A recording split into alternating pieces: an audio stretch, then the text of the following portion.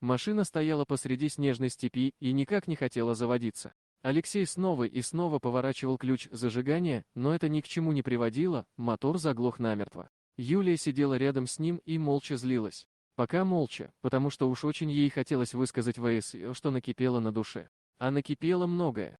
Когда 2 года назад она вышла замуж за Алексея, вопреки воле родителей и всей своей семьи, ей казалось, что счастливее ее нет никого на свете. Вот такая-то штука любовь. Хотя она высокая стройная калмычка с удлиненными к вискам хитро блестевшими глазами и толстыми косами, змеившимися по точенной груди, никогда не знала недостатка в поклонниках. И происхождение зажиточной уважаемой в городе семьи позволяло ей рассчитывать на самую блестящую партию. Алексей же был сыном обычной учительницы. Но разве с любовью можно спорить? И все вроде бы у них шло хорошо, вот только детей не было. И если в первый год свекровь молчала, то теперь она уже открыто начала говорить Юлии, что ее сыну нужен наследник, а раз так, то нужно уйти и оставить его в покое. В глубине души Юлия и сама обвиняла себя в том, что портит Алексею жизнь, она постоянно ходила по врачам, те выписывали ей какие-то лекарства и гормоны, но результата так и не было. Молодая женщина уже настолько отчаялась, что готова была согласиться на развод, но при условии, что муж сам попросит ее об этом, сам уйдет. Юлия не могла сделать этот первый шаг, от одной мысли об этом у нее холодело в груди и подкашивались ноги. Между тем, она никак не могла перестать думать о том, что сказала ей свекровь. Машина не заводилась, и Юлия не выдержала. Слово за слово она наговорила мужу ужасных вещей. В глубине души она надеялась, что вот сейчас он ударит ее за оскорбительные слова или хотя бы даст пощечину, и тогда она выйдет из машины в заснеженную степь, и больше он ее никогда не увидит. Но Алексей не ударил. Несмотря ни на что, он очень любил свою жену, а потому только сильнее сжал зубы, вцепился в руль, и только побагровевшее лицо выдавало его злость. Юлия смерила его холодным взглядом, назвала тряпкой и хлопнула дверцей. Глотая злые слезы, она шла вперед по трассе, а Алексей не бросился за нею вдогонку, это было бы недостойно мужчины, он остался сидеть и переваривать свои мысли. Тем более, что он был уверен в том, что не пройдет и 20 минут, как жена вернется снаружи, было холодно, мело вьюга и надвигалась ночь. Побесится и придет, решил мужчина, и тяжело вздохнул. Никита был назначен в этот калмыцкий поселок следователем совсем недавно. Его карьера в Москве, такая многообещающая в начале, неожиданно рухнула, не сошлись характерами с начальством, и вот результат. Сегодня на трассе была обнаружена дальнобойная фура, водителей в ней не было, они бесследно исчезли. Можно было подумать, что дальнобойщики бросили свою машину по техническим причинам, но нет, она была исправна, кроме того, все личные вещи водителей остались на месте, включая мобильные телефоны, что было совсем уж невероятно. В степи без связи пропадешь. Была и еще одна пропажа, молодая женщина из местных. Поссорилась с мужем, выскочила из машины и исчезла. Муж клянется, что он пальцем ее не трогал, что случилось с женой, не знает. Похоже, говорит правду, хотя кто его знает. Прямо с утра поисковая команда отправилась в степь. Снег валить перестал, но ветер не утихал и пронизывал до костей. Очень скоро машина, на которой ехал Никита, застряла в глубокой заснеженной рытвине. Не успели они с водителем выйти их машины и пройти пару десятков метров вперед, как наткнулись на тело, точнее то, что от него осталось. Мужчина, судя по всему это был один из пропавших дальнобойщиков, был обглодан практически до костей. Чертыхнулись, вызвали по рации оперативную группу и пошли дальше. Поиски были успешными, если можно так сказать. На расстоянии в пару сотен метров нашли второй труп, это был второй дальнобойщик, около него валялся нож, на лезвии которого были хорошо заметны следы крови. Участковый, шедший рядом с Никитой, предположил, что ножом водила пытался защититься от волков и даже, очевидно, кого-то поранил. Аккуратно убрав нож в целлофановый пакет и передав его оперативникам, поисковая группа двинулась вперед. Нужно было найти еще девушку, тем более, что собаки активно шли по следу. К этому времени разговоры смолкли, уставшие и замерзшие люди хмурились, никто не хотел обнаружить еще один труп в отношении и молодой красивой девушки, это было особенно ужасно.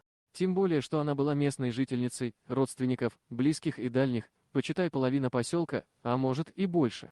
Собаки ощутимо забеспокоились, по их поведению стало понятно, что волки находятся совсем близко. Мужчины переглянулись, проверили ружья и взяли их на изготовку. Метров через 500 один из сугробов неожиданно зашевелился и вдруг распался на десяток серых животных, прыснувших в разные стороны. Видимо, хищники сбились в кучу, чтобы поспать и согреться после удачной охоты. Почему-то никто из них даже не попытался напасть на людей. Максимум скалили зубы, негромко рычали и убегали в степь один за другим. Поисковикам тоже было не до охоты, сейчас перед ними стояла другая задача, а потому они просто взяли собак на поводки и ждали, пока все волки разбегутся. Последним с земли встал крупный, нет, просто огромный волк, шерсть которого была не серого, как у всех, а белого цвета. Никто из мужчин не шевельнулся, они просто стояли и смотрели на это чудо.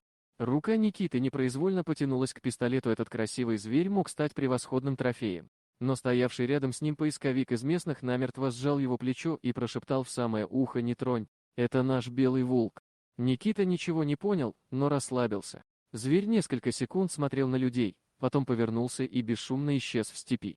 И вдруг раздался крик: «Сюда, она здесь!».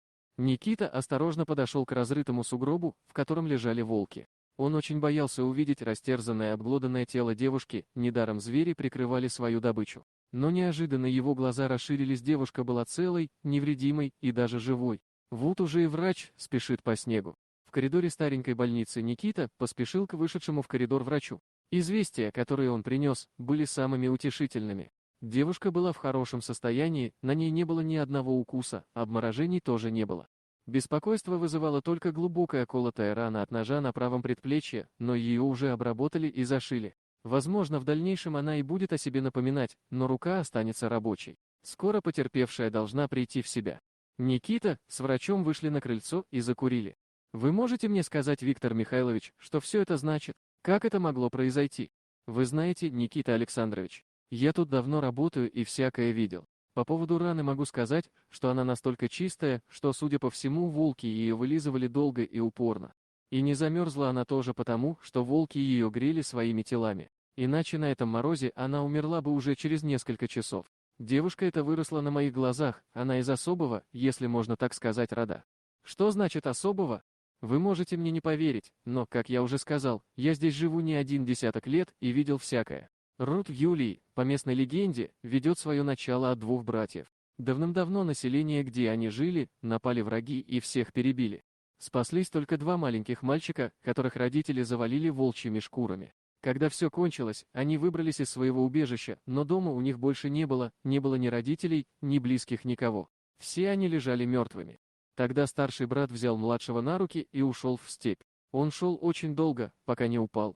Так их и нашла волчица, у которой недавно родились волчата, но их убили охотники. Волчица выкормила братьев своим молоком, с тех пор волк является священным животным этого рода. А при чем здесь белый волк?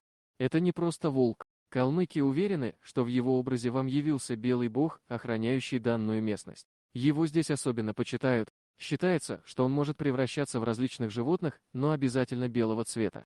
Белый волк не случайно охранял Юлию, она беременна. Очень скоро Никита закончил это дело и подал рапорт. В нем говорилось, что когда молодая женщина после ссоры с мужем шла по трассе, рядом с ней остановилась фура, и сидевшие в ней мужчины начали приставать к женщине в грубой форме. Она бросилась бежать от них в степь, те за ней. Один из дальнобойщиков догнал девушку и нанес ей удар ножом. Но в этот момент на них бросилась стая волков. Потерпевшая упала на землю и поползла в сторону. Потом она потеряла сознание. Волки же, насытившись, нашли девушку и накрыли ее своими телами. Возможно, они берегли ее на потом, но утром поисковая группа спугнула зверей и девушку удалось спасти. Спустя 7 месяцев в семье Алексея и Юлии появилось долгожданное прибавление. Это были двое близнецов, оба мальчики. Дорогие друзья, если вам понравилось видео, поставьте лайк, а также подписывайтесь на канал, где найдете еще много интересного.